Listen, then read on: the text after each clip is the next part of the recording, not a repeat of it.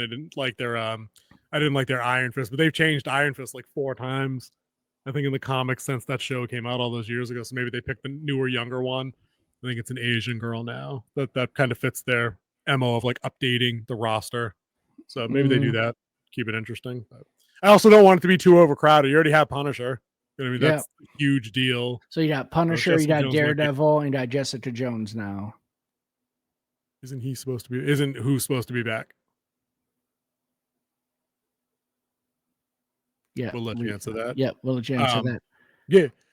Yeah, I just don't need it to be too overcrowded. Like I don't need. That's the thing. I feel like all of their things. Maybe I don't know because he got a season 2 of his own show.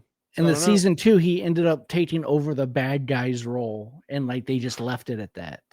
Oh, they left. I didn't finish season 2. All right. But I liked the actor. They're not going to go with that anyway. They're going to have they cast for him. So I'm just looking forward to that. True. So I just don't want it to be too bloated. Like not everything needs to be an Avengers team event, even if it's low level, like street level. Like that, there is a limit to the number of named heroes you should have in one of these projects because then it just scrapes them all too thin. And I do know why they've already been greenlit for season 3. Oh, all right, we were talking about that the other day. It's the same reason why Andor was greenlit season 2, why they were making season 1. Front load the money? No, they needed to finish. That's what they need to finish the story. They couldn't finish season 2 in season 2. So instead of making overblown hype, they let's just spread it out and we'll just do another season. See, then I hope they hit the same way Andor hit, because one of the things we enjoyed both about season 1, I pretty much all the way through, and season 2, no wasted episodes. Even the episodes that kind of side quested a little bit to tell the story of how the Alliance was getting off the ground had a point. Yeah, I think the only 2 episodes you didn't like were the first 2 because they had the flashbacks in them of season 1. Yeah. Yep. I just didn't need anything involving the sister arc was just dead space to me. But I think that was just a catalyst to get him to where he needed to be.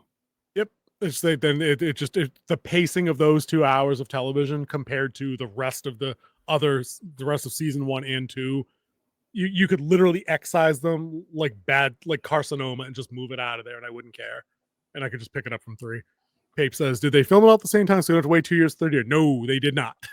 You were getting the Game of Thrones treatment on this one, I'm afraid. Yep. That's a fact. So, all right, what's next? All right, next will be let's do Send Help. This is a different role for Rachel McAdams, so I think it looks very interesting. I think the Armorist just mentioned this to me the other day as well.